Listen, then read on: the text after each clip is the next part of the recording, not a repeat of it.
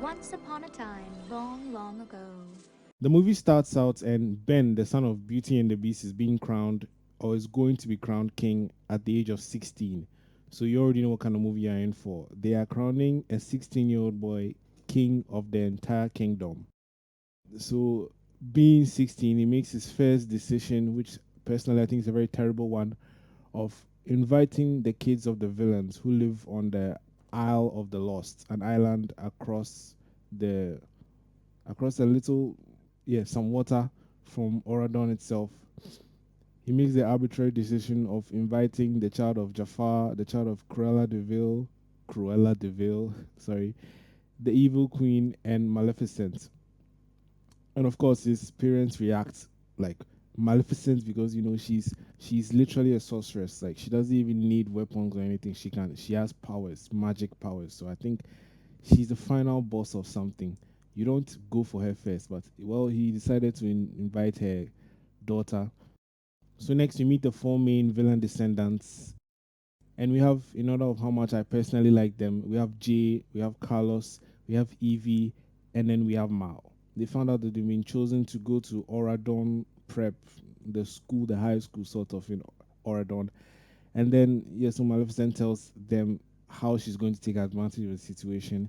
She plans to send them there to go and steal the wand of the fairy godmother from Cinderella and then bring it back to her. And then use the wand to break the barrier that keeps everybody trapped in the Isle of the Lost. So that's Maleficent's plan. Also, Maleficent's intro scene is kind of brilliant. So we have the incredibly childish move where Miles steals the candy of some baby. Maleficent sees her steal the candy and she's disapproving. She's like stealing candy from a baby. And then she does this. Give it back to the dreadful creature. Brilliant. So the next day, the kids go to Oradon Prep, and then we get this moment from Jay. Hello, Foxy. The name's Jay. So here we are introduced to Audrey, son of Sleeping Beauty, a woman called Miss Fairy Godmother. We never actually get her real name, they just call her Fairy Godmother. So I'm going to say she's called Miss Fairy Godmother. And then Ben. Now, Ben and Audrey are dating. This is important. We also meet Doug, son of Dopey, one of the dwarfs. He can't even remember his uncle's names. And Doug, after taking one look at Evie, has a full on erection. And I don't blame him. I mean, look at what she does to him. Evil Queen's daughter. Okay, so the very same evening, they set out to try to steal the wand, which is kept in a museum. They Google where the museum is, and then they find the museum. And so they go there, they see a guard, and then Maleficent's daughter, Mal, let me just call her Mal. Mal uses her spell book to invoke the classic spinning wheel move, and then she puts the guard to sleep. And now they start searching for the wand. Now, right here, we notice something interesting. We see them going to the gallery of villains instead of the gallery of heroes. Now, they are looking for the wand of the fairy godmother. I don't think you're going to find that in the gallery of villains, most likely in the gallery of heroes, but well, small detail, nitpicking. Let's go on. Don't you wanna be evil to the bone? Musicals, Yubab. Okay, so they find the one is protected in some sort of force field. And so Jay takes the most logical decision here and jumps his hand into the force field and it sets off all the alarms. So they have to abandon the wand and escape. Now, small question. When the spinning wheel pricks you and you fall asleep, isn't the only way to wake up from that sleep a kiss from your true love? So the next day, we meet a new character, Jane, who is plain. So plain Jane. She's important for later in the story, so just keep her in mind. After their first class, Jay and Carlos go and join the team that plays some low budget Quidditch, and Mal spends her afternoon hunting down Jane and making her feel as plain as she can. And then bait and switch, she uses magic from her little spell book to change Jane's hair. And then she tells Jane that her mom's one could probably do a better job at making her, less of plain Jane. She tries to convince her mom to break out the wand and then use it to make her beautiful or something, and tells Jane to invite her because Jane is stupid. Now there's a bit of setup I left out here.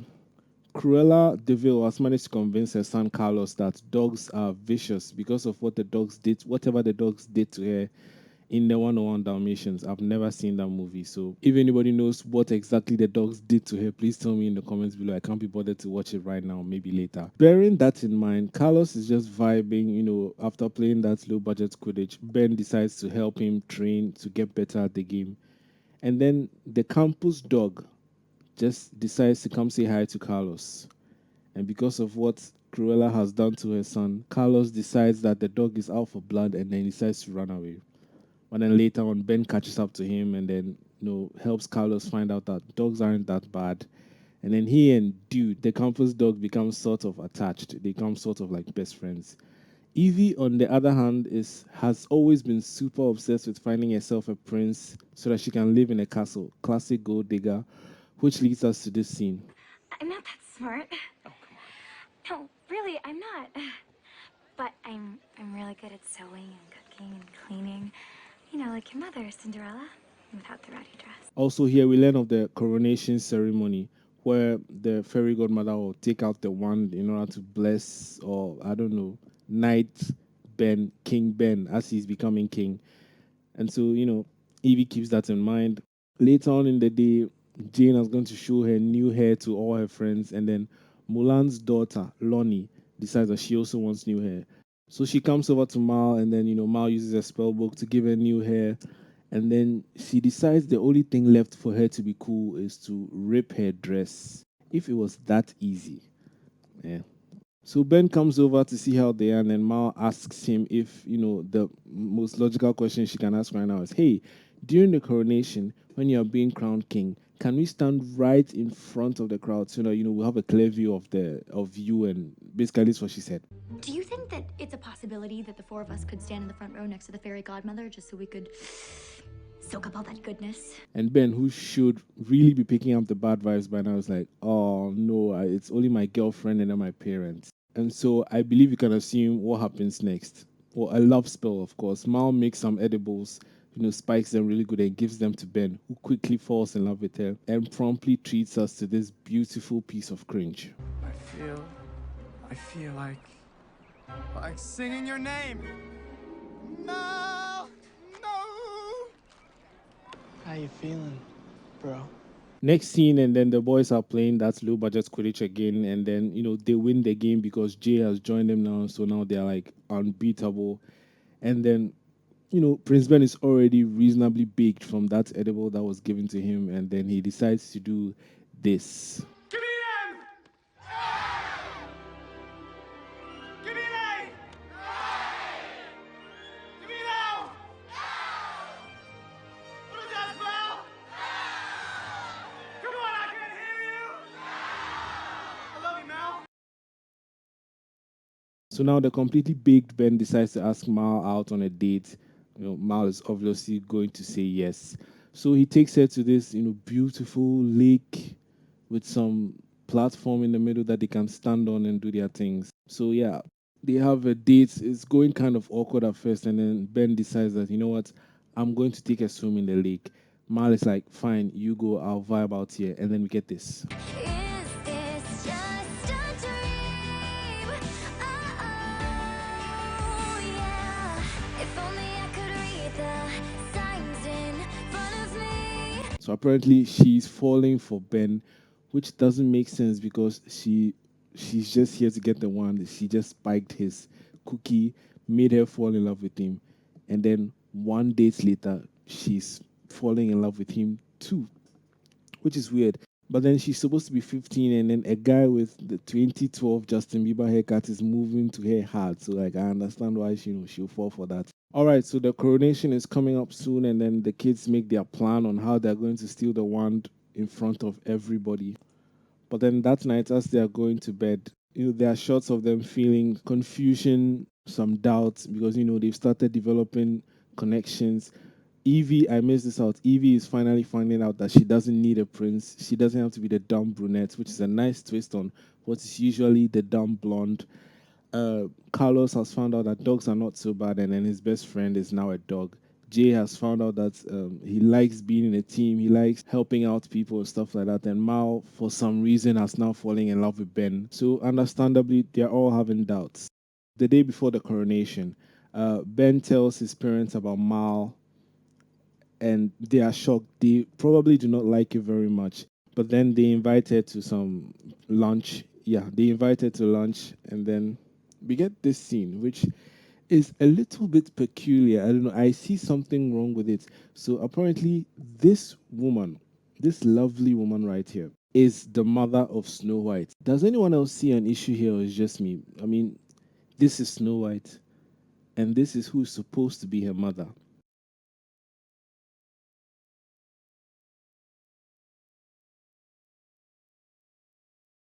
Well, anyway, Snow White's mother finds out who Mal is. She's the daughter of Maleficent, who is the one who caused her to live a life without seeing her daughter's first words and all the likes, and then still found a way to put her to sleep. And then she reacts like how a normal mother will react to that situation. And then now the kids feel even more like outcasts and stuff. So the doubts they were having from the nights before are dying. They're like, right, let's get this one. Let's do this. So the next day comes, the coronation is here finally. Mal and Ben are riding into the coronation on their chariots, waving everybody. And then I don't think I spoke about this, but when Mal was feeling bad because, she started to fall for Ben, she decided to bake another edible for Ben that will, clear the thing for the eye stop, remove the love from his eyes. So now she has this edible on her on the chariot ride, and then just riding, waving everybody, feeling good. And then she makes the incredibly smart decision to give him the edible before she steals the wand, telling him to wait, just hold on to this, wait, and then eat it after the coronation. And then guess what? Surprise, surprise, he just eats the edible, the cupcake. Understandably, she realizes that yes, she has messed up big time. So she asks him, you still did fool me, the love things here for your eyes stop. And then here we find out something very interesting. Would you say that you're still in that that you have very strong feelings for me? Not sure. I mean, let's give the anti-love potion a few minutes to take effect. Okay. So yeah, he knows that she drugged him to make him fall in love with her. I'm sure I've mixed him and her somewhere back in this video. But then, he's okay with it. Instead of running away from her fast, he's okay with it, and this is his reason. I mean, you had a crush on me, I was with Audrey, you didn't trust that it could happen on its own. Am I right? Yes. You're so right. All right, so the big finale of the movie, the coronation. Ben is in front of the fairy godmother, Miss Fairy Godmother. She picks up the wand, she starts to bless him, and then Mal strikes. Mal grabs the wand from her hand and then immediately cracks a hole in the barrier. Maleficent she's ecstatic, her time has come, and then she disappears into green smoke. But then a twist to the tale. Mal didn't steal the wand. It was plain Jane, in the most stupid attempt to make herself look more beautiful, as if her mother would not immediately reverse it. Like she somehow thought that she would just like calmly steal the wand, change her face, and then what? Return it and then run away or what? It was not her smartest move, but then she has not been established to be very smart. But too late, Mal grabs the wand from her, and now Mal has the wand. Her friends run up to her and then suggest that they leave. But Disney stories always have a happy ending, and she decides no, she wants to be good. She doesn't want to be her mother, and she actually does like Ben back. She admits to everyone that she likes Ben back, and they all live happily ever after. Except they do not, because now Maleficent is here, and Maleficent has the wand. But then they do the most Disney thing ever. They have like this. Maleficent turns into a dragon, and then they have this stare down. They look into each other's eyes. Maleficent could easily like just roast her and everybody there just by breathing fire. But nah, stare down, and then Maleficent turns into a lizard. The explanation for this is she has shrunk to the size of the love in her heart, which okay, it's a fair thing to happen to Maleficent. The only way she'll be able to become her actual self now is if she learns to love. So the villain kids and the good guys from Oradon win the day, and everybody lives happily ever after. Except they do not, because there's a part two, which I'll get to later. Now, I really like this movie. I like the themes of, choosing your own path, being who you actually are instead of being who tradition has decided that you should be. It was really enjoyable. Even it's not a good movie by any stretch of the imagination, but then it's incredibly self-aware. It's kind of adorably childish, and I unironically enjoyed it. It was actually a really fun film, fun time to watch, and it was sticking my mind. The songs are also really entertaining. And at the end of the day, if you haven't watched it, I know I've spoiled the entire thing for you, but just go and watch it because hearing it from me and then watching it yourself is a completely different experience. I'm sure you love it. Anyway, thank you for staying to the end of the video. If you enjoyed it, please like. If you have something to say, you have something to say. Tell me how stupid Ben is for all his decisions taken, from randomly picking 4 villain kids to come here, like they wouldn't take advantage of that, and then saying that he would give his entire kingdom away for just one kiss from some girl who may or may not like him. It's just, and I will give my kingdom for just one kiss. Come on now. Tell me how stupid he is in the comments. Please do subscribe, and I'll see you all later with Descendants 2. Peace out.